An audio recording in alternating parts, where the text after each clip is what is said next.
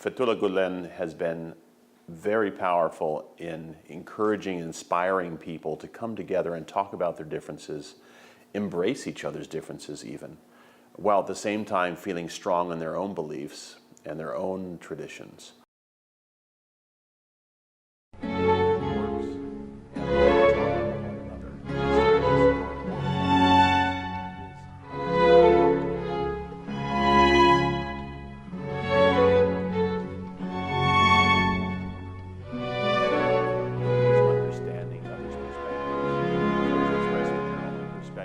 But not in a way.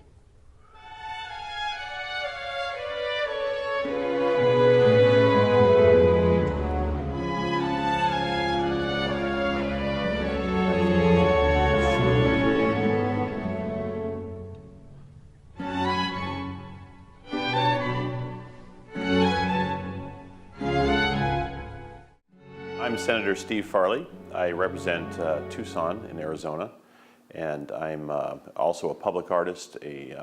I'm somebody who's run my own graphic design business for the last 24 years, so I'm a businessman as well. I took a Turkey trip quite a few years ago that was sponsored by some people of the Hizmet Movement.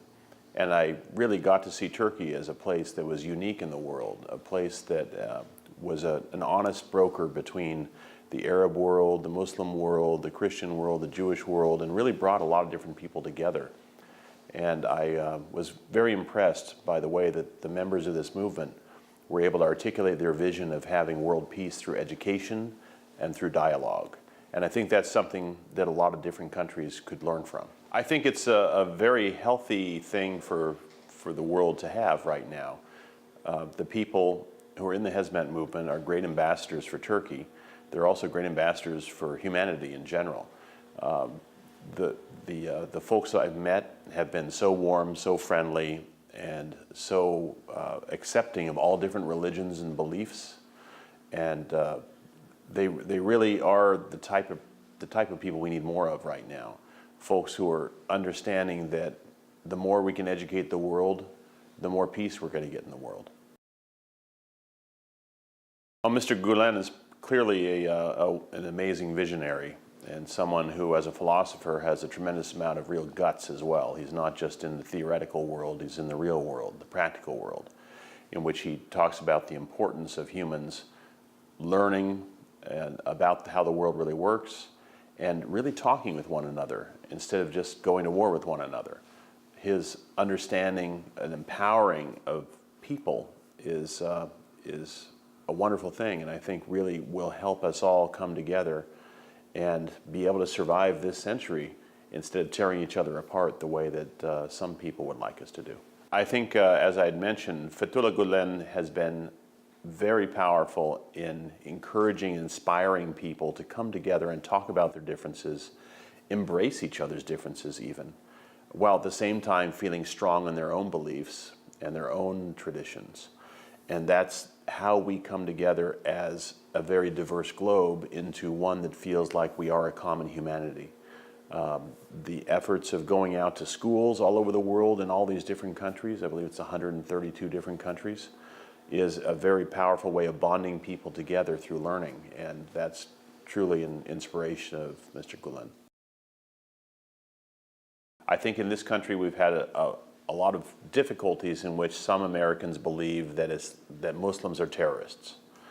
And after 9/11, that seemed to underline that supposed fact to these people, when in truth, Islam is a very peaceful religion and about the surrender to the higher power. And I think when you see the people and meet the people who are Muslims in the Gülen movement, you get a totally different feeling about what Islam could be. Now, I spent a year in Egypt when I was in college, and I learned very much about Islam, and I learned about people who are Muslims and how much hospitality and warmth and love that came from that religion as well. So I knew differently, but for most Americans, it's people who are Muslim are the other.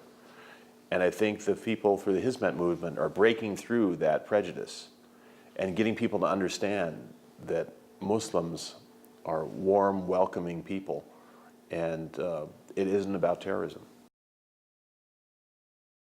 Well, I'm no expert at the Hizmet movement. I just know what I've seen. And what I've seen in the Hizmet movement is people who really are dedicated towards showing hospitality to others, towards understanding others' perspectives, towards expressing their own perspective, but not in a way that's threatening, in a way that's welcoming.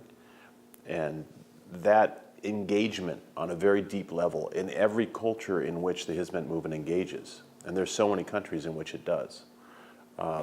That seems to set it apart from other movements. It's not just, hi, here we are, and this is what we're about. It's, hi, here we are, and we want to hear what you're about. And that's a powerful difference. When you come and show someone respect by wanting to understand them and hear from them what their priorities are, what their traditions are, what their culture is, that really opens up a conversation instead of simply a one-sided, here's who we are, and here's why we want to be here. So that's powerful. As I'd mentioned previously, Islam has a PR problem with many people in the West.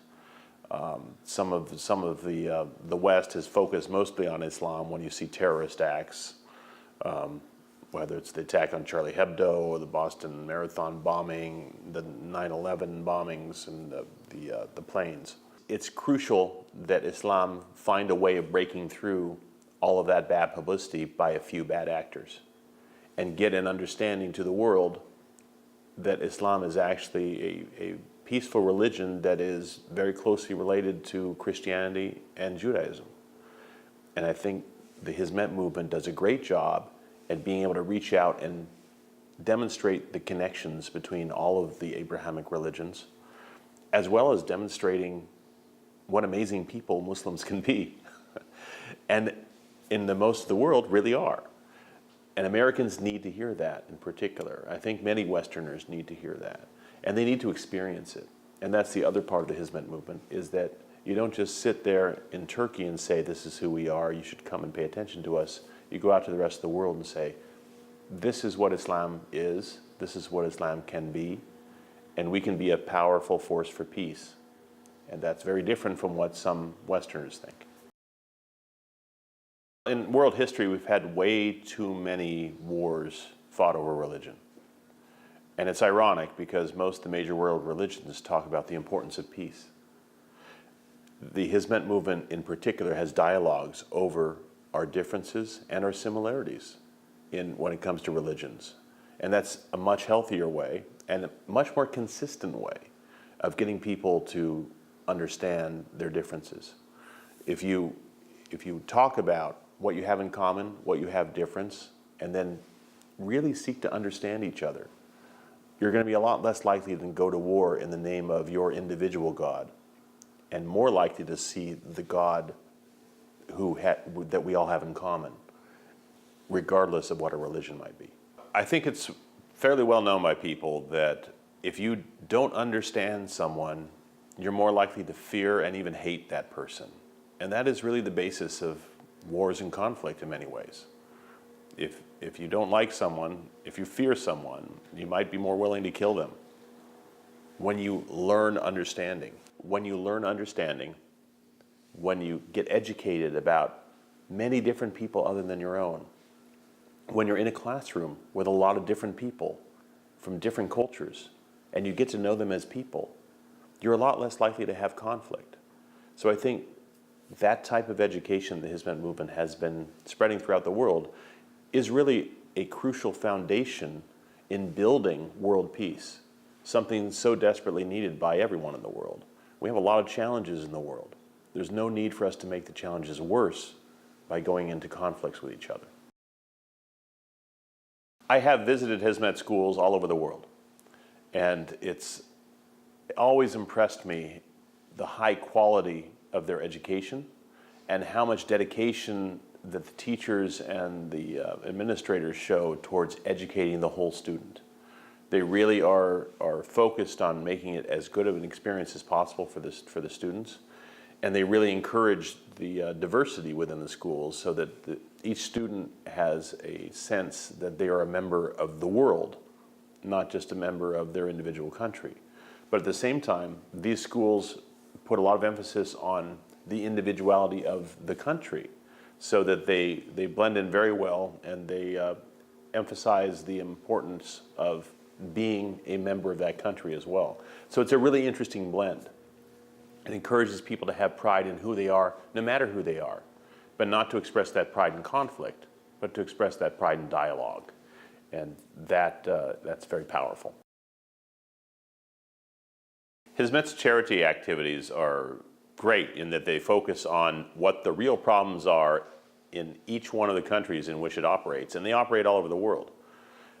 And then really figures out very selflessly what can they do to solve that problem. Not what can we gain from it, but what can we give to the community? How can we make this community a better, healthier place? And that's a powerful thing to do in a lot of countries, because ultimately it makes the world a better, healthier place. I've met many members of the Hizmet movement all over the world, and I don't see any basis to any criticism that I have heard about Hizmet. The people of the Hizmet movement are selfless. They aren't doing this for any ulterior motive. They simply want to make the world a better place to live. And they want to solve conflict, they want to have dialogue, and they really understand that education is the key to all of these things, and including world peace in general. So if these folks in the Hizmet movement are too good to be true, then I'd like a whole lot more people to be like them. I visited various Hizmet-associated businesses and schools in Thailand and Vietnam, and I was impressed by how much they were creating their own good for society, even outside of the education structure. Obviously, the schools were educating, that's their main focus, but these businesses were doing what they could to build a business in a way that would bind the global economy together. And they were so open for me as an American to come in and talk with them about their business, and potentially invited them to Arizona, and they may actually do business in Arizona in the future as well. So another way besides education that we can bind the world together is through business connections, and I think that's another important way that we can minimize conflict and create more world peace. I have been to Turkey several times, and I was always very impressed with what great representatives of Turkey the people I met from the Hizmet movement were.